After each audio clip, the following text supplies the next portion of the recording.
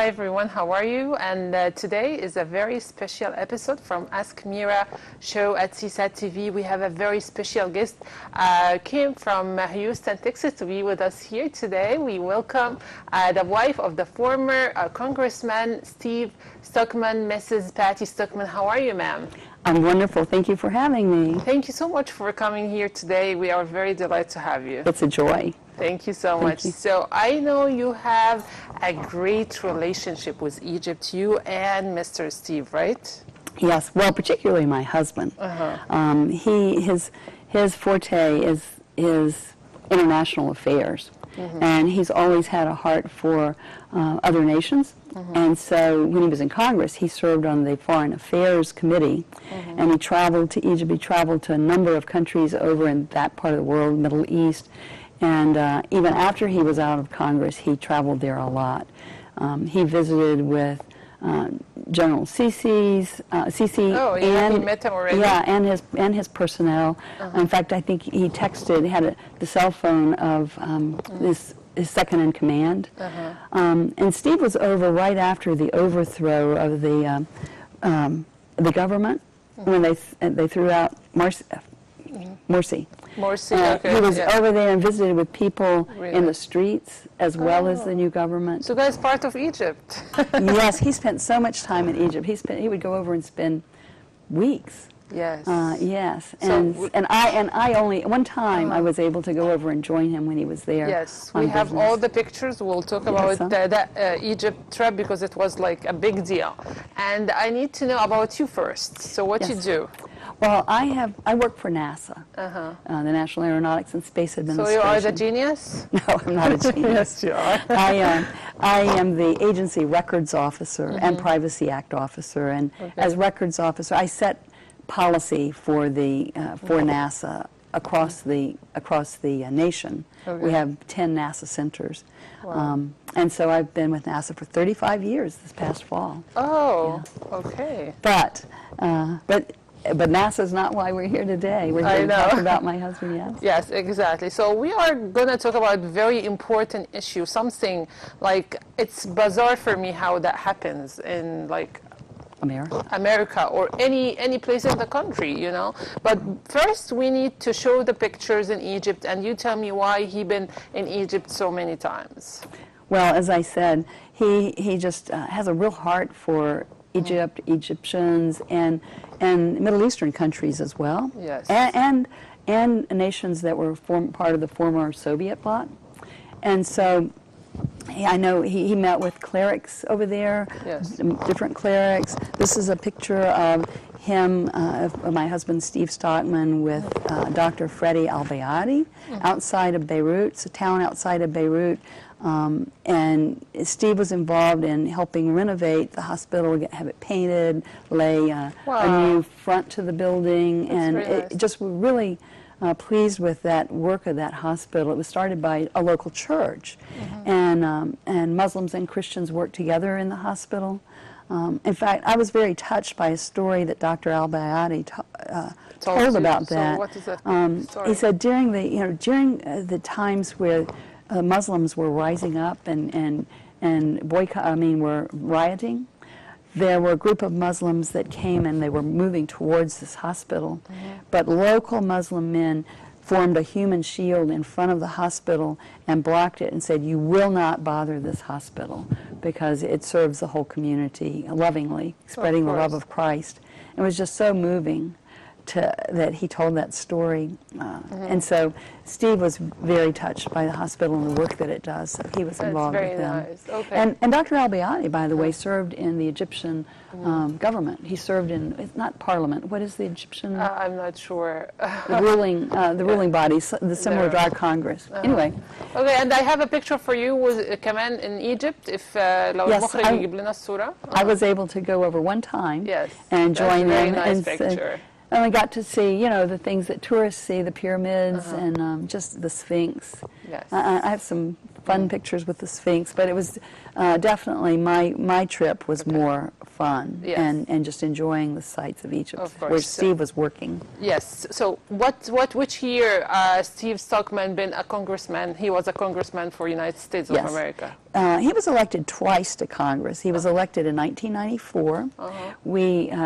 He unseated a 42-year incumbent Democrat, a man who had been there for 42 years, a Democrat congressman. We ran 3 times, that is for 6 years, before we took him out of office.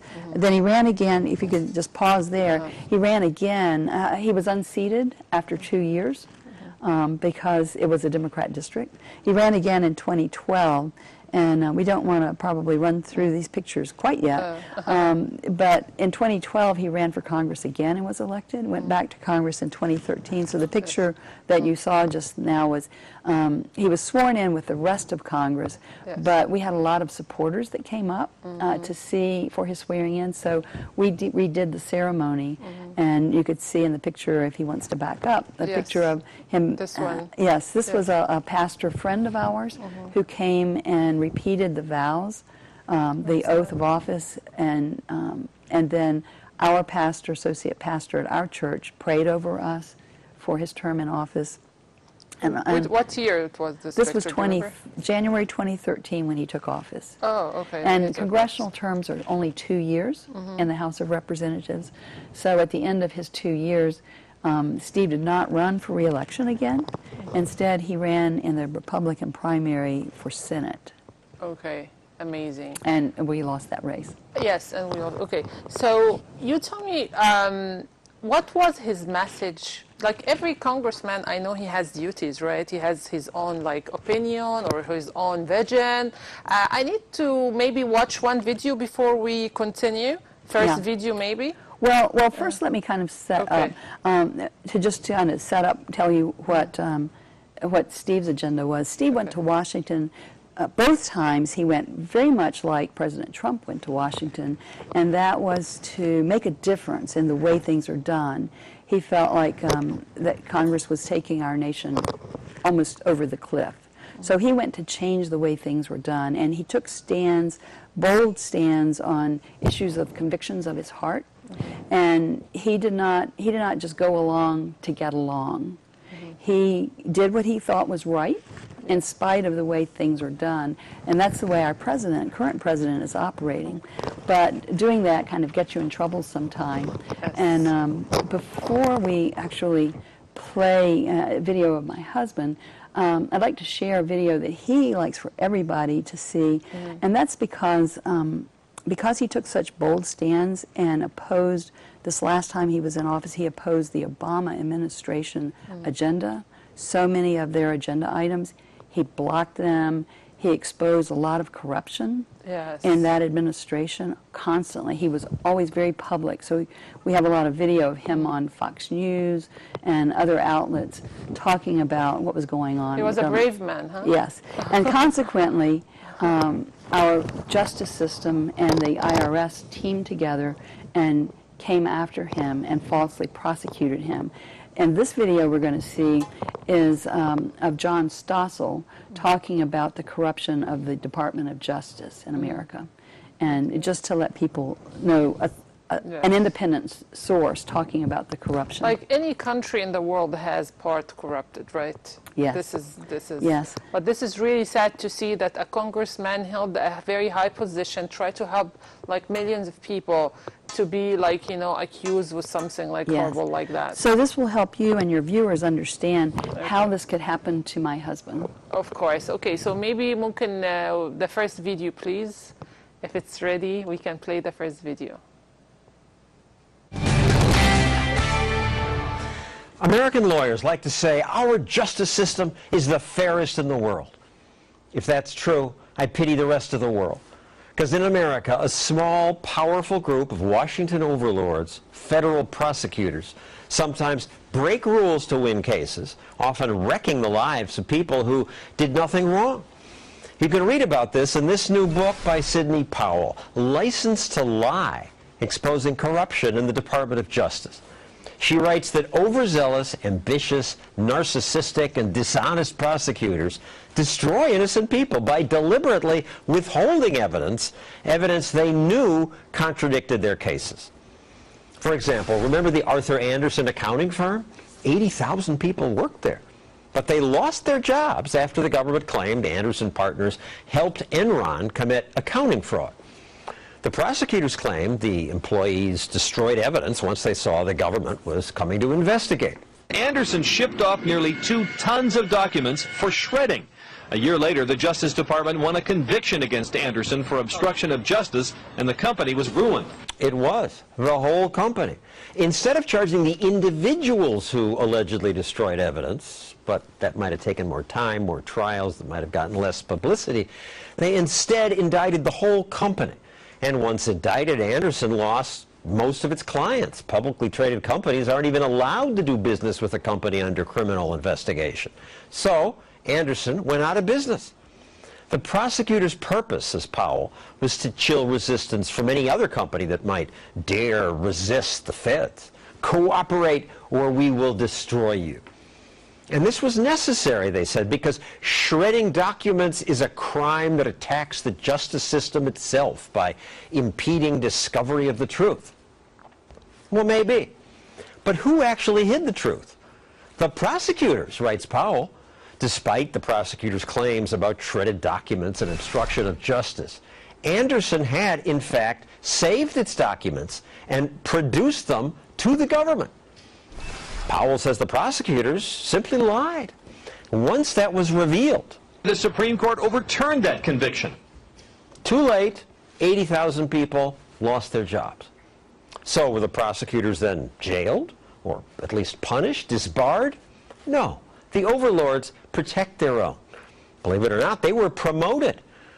Next, they accused 4 Merrill Lynch executives of fraud for falsifying Enron's books. The government lawyers told the media that Enron conspired with Wall Street bankers to carry out a sham transaction. 4 Merrill Lynch executives got jail sentences, 3 to 4 years. Powell writes that the government never alleged anything that actually constituted a crime by Merrill Lynch execs. Instead, it cobbled together parts of different statutes to make up some new kind of new crime that didn't even make sense. And sure enough, an appeals court tossed most of the verdict. Yeah, so can you please elaborate a little bit about this video? So this just gives you an idea of the kind of tactics that a lot of corrupt people in our Department of Justice use to go after Americans that are really innocent. And so my husband was in that case. And so if we have time to see the video now of my husband. The second video. Yeah. Okay, so maybe the second video, if it's ready, we can get the second video so we know more about Mr. Stockman. Yeah, Steve really likes for people to see the one that we just saw. Okay. So. Yes, okay. Mr. Stockman. Congressman Stockman. Steve Stockman is one of us. Steve Stockman was a force of nature when he got to Congress, and he made things happen. It was an exciting time to have somebody like Steve Stockman working on behalf of the gun owners of America across the country, but on so many other conservative issues. He was there, he was taking the point, and he made things happen. Steve's ideas and philosophy resonated with the union workers who were not pleased with the way Washington was conducting things with NAFTA and the free trade. In 2014, Steve sponsored a bill to build a wall to limit MS-13 and to stop drugs from coming into the United States illegally. 1 month into his term, he brought Ted Nugent, who's an NRA board member, to the State of the Union as his guest to make a statement that he believes in Second Amendment rights and the Constitution. Steve Stockman was Tea Party before Tea Party was cool. He made things happen. Well, not surprisingly, that kind of dedication to freedom, to the Constitution, to limited government, generated all kinds of opposition from what we now know and refer to as the deep state. Within weeks of Congressman Stockman introducing a resolution that would have identified the Justice Department officials Lois Lerner colluded with to target Tea Party activists, Congressman Stockman himself became the target of a DOJ Public Integrity Division investigation. And Mr. Stockman has been a staunch conservative for a long time and been one of the few that was willing to take action against Lois Lerner. This also creates a threat to conservative charitable causes because Mr. Stockman was trying to do good work through a charity and they managed to criminalize that. I see the same thing happening now with respect to the Trump Foundation. This is all a precursor to what is happening in the news today. It's their trial run, it's their effort to create precedent, and it's their further abuse of the law. When you take on the deep state, it's not going to be an easy road to hoe, and Steve now is locked up because he was fighting for our freedom. This man that has fought for our rights and liberties is now deprived of his own, and that's the crime. The similarities between Congressman Stockman and President Trump are quite amazing. One of the things that struck me when Donald Trump announced for office and when he was campaigning, and certainly as he has carried out his duties as president, is that it was like watching Steve Stockman elected at the national level. The two have very many things in common, but the most important thing that I can say is that they came to Washington to challenge the establishment.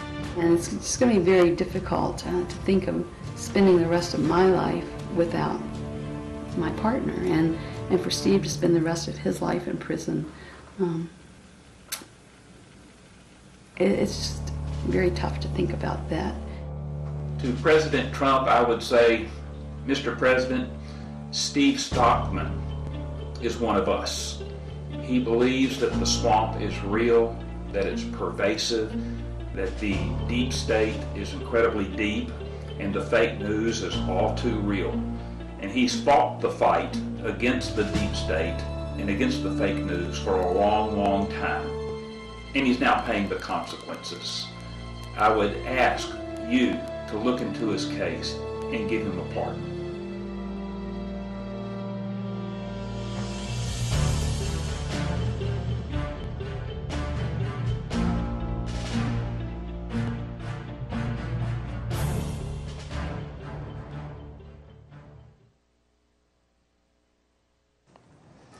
So every country in the world has a corruption part, and corruption part here in the United States trapped your husband 283 years in prison. Is this like something anyone can understand or imagine? No, no one can imagine this. And he wasn't sentenced to that long, but they charged him with so many different things. They stacked up charge after charge after charge. For example, what was involved were 4 checks written by 2 donors to nonprofit organizations. Okay. And so the government claimed that my husband committed fraud when he solicited the donations, which is not true, but that was the charge. And so for each check, they counted mail fraud, wire fraud, money laundering, well, not each and every one, but they stacked up multiple charges that were the same for different transactions.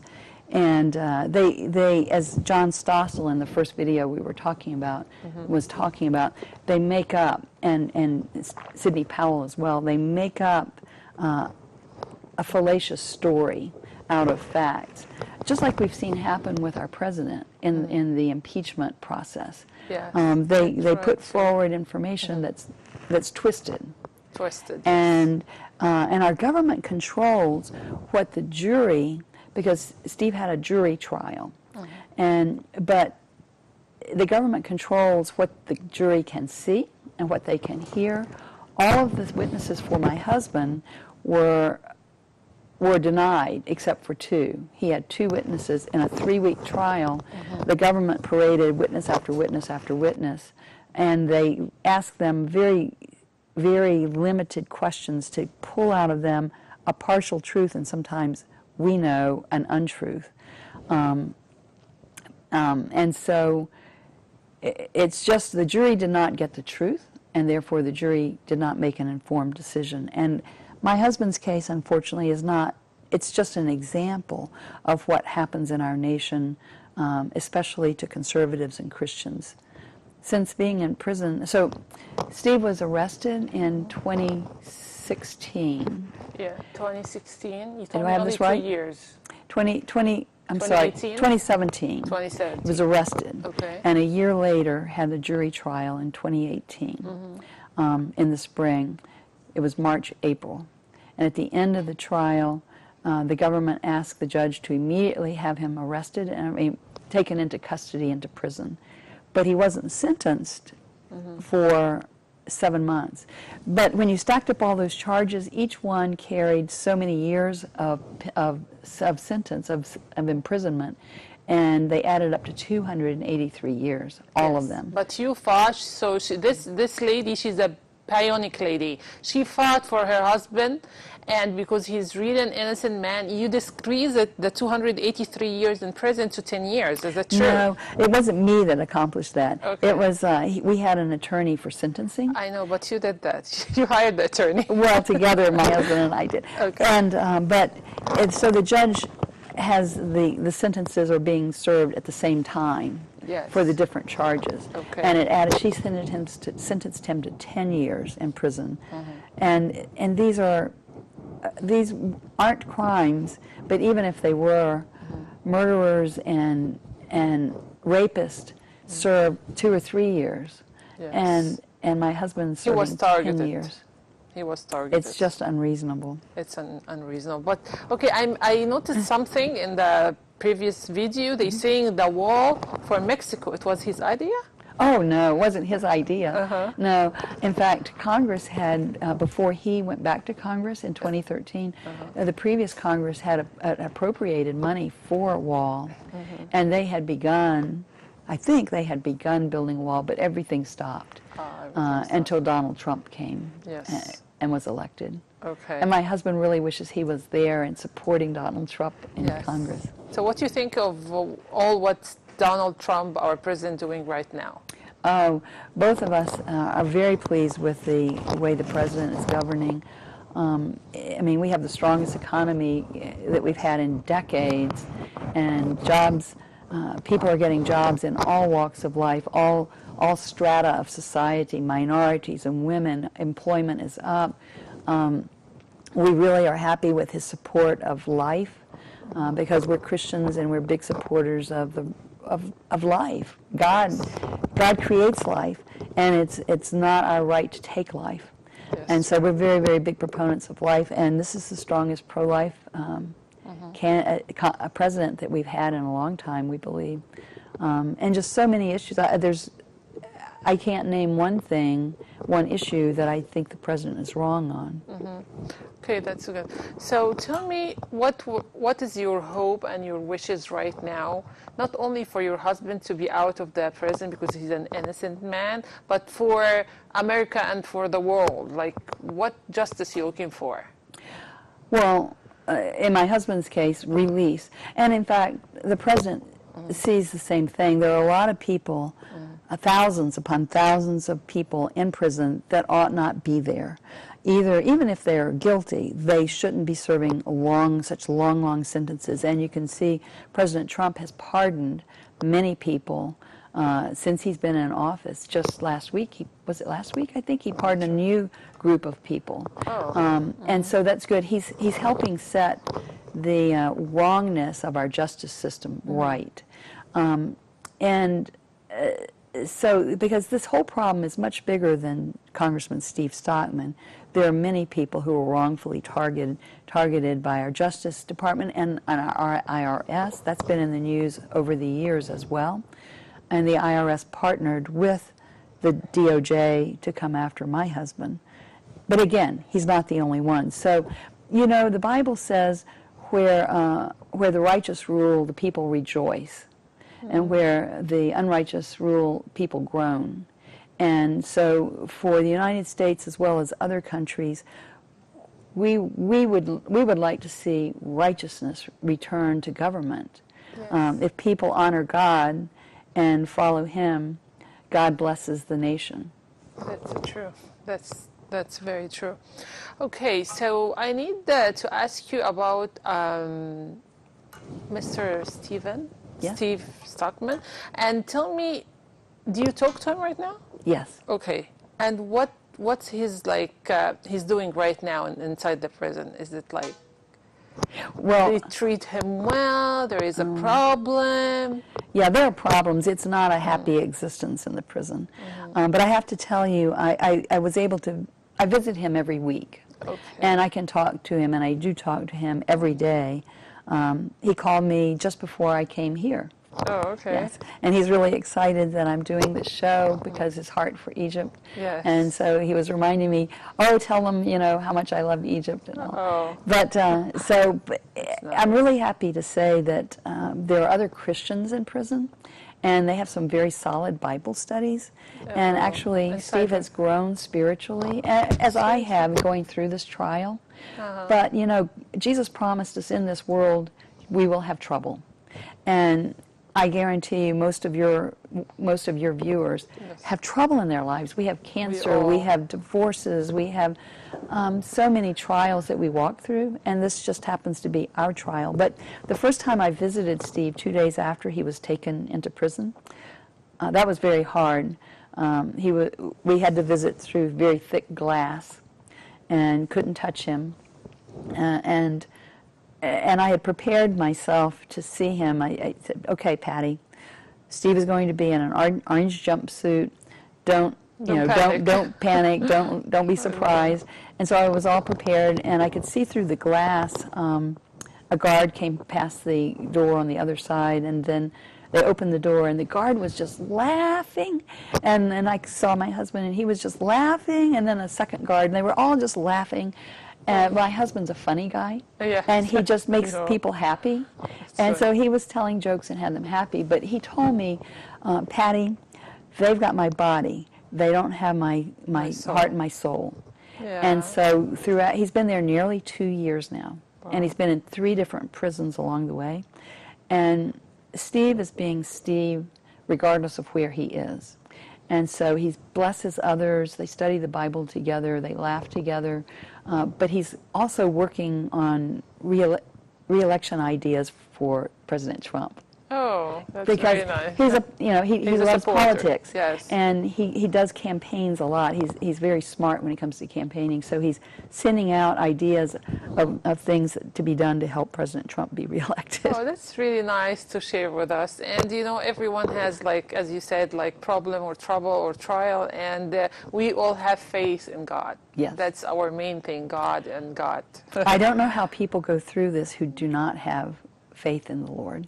Yes. I don't understand how I think that's why we see suicides and despair. People are in despair who have no hope in Christ. Yes, we have hope, and we thank God that we are, believe in Christ. So, okay, so tell me, now the problem or the subject of the program today is not finished yet. You still fighting. You still trying to get him out of this place, right? Yeah. So I wanna know what you're doing right now, and what's your message to the viewers, and how we can all help.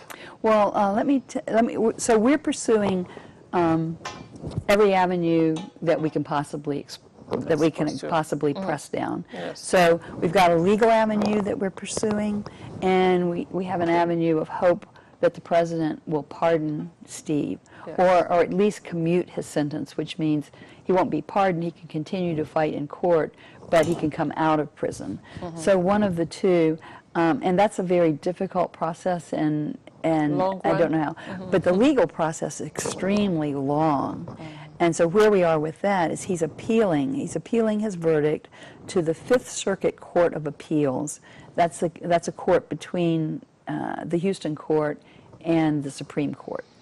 And this Court of Appeals meets in New Orleans, Louisiana. And we had a 3-judge panel from the Fifth Circuit that heard my husband's case in October. And the 3 judges were 2 Obama-appointed judges and a President Reagan-appointed judge. And all the three of them ruled against every argument that Steve's attorney made. Mm-hmm. So currently we have petitioned the Fifth Circuit for the entire court. There are 20-some judges on the Fifth Circuit, and so we're asking the whole court, all 20-some judges, to hear Steve's appeal, which we believe is very valid because they ignored court precedents, decisions that have been made in the past. They ignored them and ruled opposite in my husband's case. And so it set a new bar for nonprofit organizations, including churches, of solicitation. It sets a new criteria of what constitutes fraud in raising funds for nonprofit organizations, and it also sets new precedent for certain campaign finance avenues. Yeah. So it's of concern to all nonprofit organizations as well as federal candidates. And so we're hopeful that they'll hear the case and rule in our favor. Yes, and we pray for that and too. So pray for that. Yes. And then we do know that there are at least a couple of friends, well, several friends, who are advocating for my husband with the White House and with the president himself. And so he's aware, I'm sure he's aware of the case. And it's just a matter of timing, God's timing, of whether and when he'll be set free by the president. Yes. So we're doing what we can do and standing firm, but ultimately it's all according to God's plan. And we know he's got a plan for this. Yes. Like, you know, God bless your faith, and that's amazing. You're setting an amazing example for us. Like, for you, your husband in prison, he's an innocent, someone like, you know, try to trap him or something, but you are fighting, you have faith and hope, and you have the courage to come out to the media and to the world and say that amazing word. So thank you so much. So tell me, right now, and right now you are trying, was the court when the second court coming again? We don't know. I expect that we'll hear from the court within a month within a month of whether or not they will even hear the case. And if they say they'll hear it, I think I read, but I'm not sure of my memory, but I believe I read that they only hear, the full court hear cases 3 times a year, and I believe the next time is in May. Okay. So even if they say yes, they won't even hear it until May, or before May. I believe that's right. And then they have weeks and months to make a decision. Yes. And so everything drags along. Okay. So who knows? So next time, I am sure you will come to meet me here with Mr. Stockman. Okay? That would be great. Yes, you're coming. You're bringing him here and coming to do an interview with me, right? Yes. And before we close, I don't know how your time is. We have a video yet. Do you want one video? How much time do you have? We have like maybe 15 minutes, but we can talk. I don't know if you're interested in seeing what Steve had to say about different issues while he was in Congress. Yes, of so course. I think we've got a video of like his position on the border. He had been down to the Mexican border while he was in Congress to see what was going on, because you know, before President Trump took office, thousands and thousands of people were coming across our southern border every day. Yes. And Steve had gone down to the border to take a look at that. I don't know if you want to take a look at that. So maybe we have a video for Mr. Stockman. I don't know if he can find the border. Yeah, he will find it, yes. I wish if the... I'm trying to think what other... Yes, okay, we have it. Okay, let's see the video. You didn't just talk the talk. What do you want people to remember about you? Forget about the soap opera. Every American should worry about Mueller's precedents. You could be in your bedroom at 3 o'clock in the morning and wake up to have armed FBI agents kicking in. When Lois Lerner was illegally stifling the voice of conservative groups, Congressman Stockman called for the arrest of Lois Lerner because what she was doing was blatantly illegal. 3 years before Donald J. Trump was elected president, one congressman spoke out boldly and often as a whistleblower on Obama administration corruption. Why do you want to seek impeachment of this president? Well, as I said in my statement, So I think, we do, the video is not, so that's right. Can you tell me what's in the video? Well, he just talks about his experience down at the border, and he was saying how it was heartbreaking to see people coming across, and they ran to the border agents. They didn't run away from them. I mean, our agents were not evil. They were running to them. But he said there were just so many pouring across, and a lot of children are brought across multiple times. And so that's one of the things we hear some people talk about, separating children from their parents. Well, a lot of children are brought across by people who aren't their parents, and they're sent back across the border in one way or another, and they come with other people to come across, and it's just, it's been crazy down on the border. So Steve has always been a very strong proponent of, we have immigration laws that allow legal immigration, and so many people come to this nation, and they wait in line. I mean, not in line physically, but they wait their turn. They go through the process that takes time, and they don't just come in illegally and expect to receive all the rights of a citizen. You're right. So just I want to clarify and explain this for everyone, because Trump is racist. No, he's not racist. He just needs everyone to be legal in this country, and he has, you have many options to be legal in this country, right? That's right. Yes. So that's what we need to explain and clarify for the viewers. Right. And so, like the wall, building the wall is a big debate item. Yes. But all of us lock our doors on our home. And why do we lock our doors? Because we don't want just anyone coming into our home anytime they feel like it. And many homes have bars. They have, gates in front of their homes and that sort of thing to control who comes into your space. And that's why countries have borders and they have immigration laws.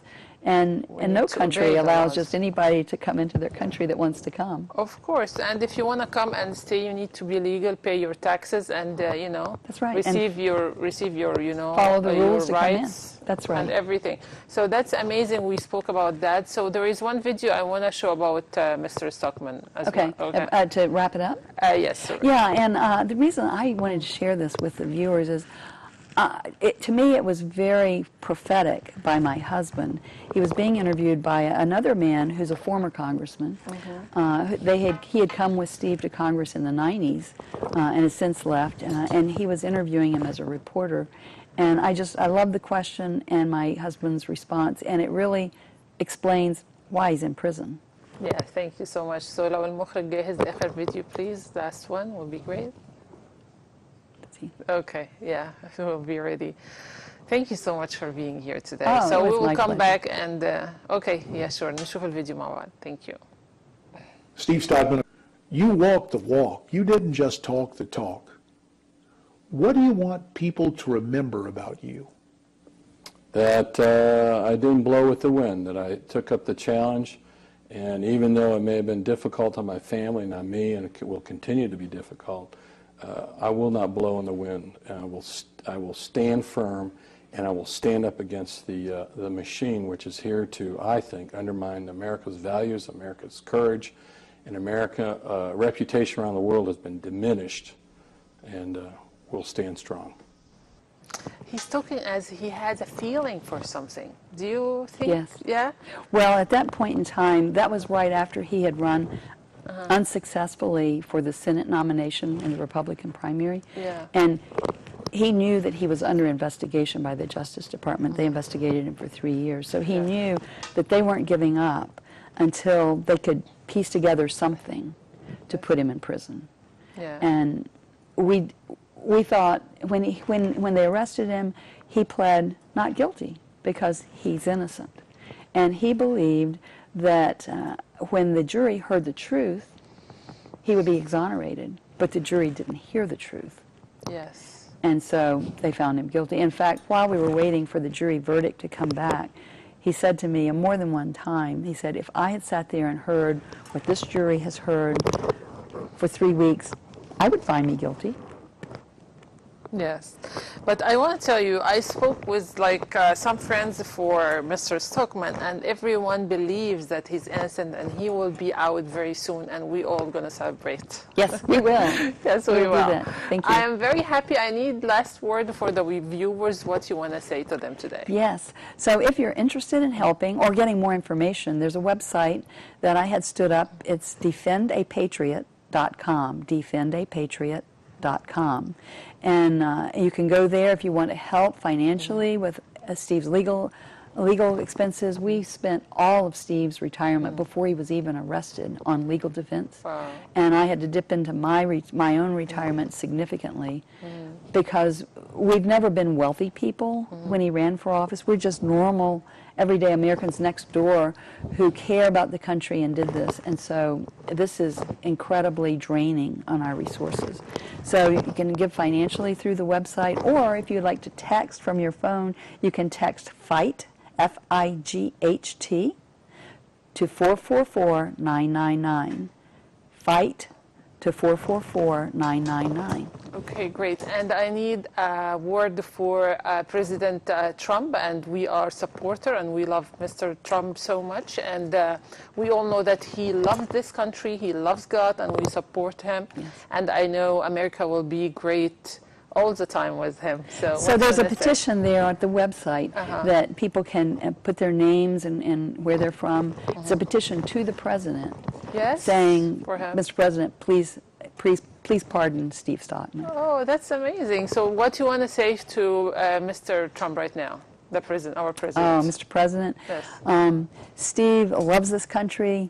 He stands firm for liberty, and like you, he went to Washington to make a difference, to change the way things were done. He's wrongfully imprisoned, and I ask you, please, Mr. President, to pardon my husband. Thank you so much for your presence, and thank you for your inner beauty and outside beauty too. Thank you so much. Thank you so much, and I wish to see you again with Mr. Stockman here in California. Absolutely. Thank you so much, ma'am. Thank you. Joy. Thank you. Thank you, everyone. Today we heard a story. I was amazed and astonished, and I couldn't believe that something can happen like that in America. And we praying for Mr. Stockman to be released very soon. And I wish if you guys can go, can you please tell us the website one more time, because there is a petition we need to sign to be sent to the President Trump. It's www.defendapatriot.com. Thank you so much. And we wish we all pray for him and sign the petition. And thank you so much, and see you again at Ask Mira show from CSAT TV. Good night.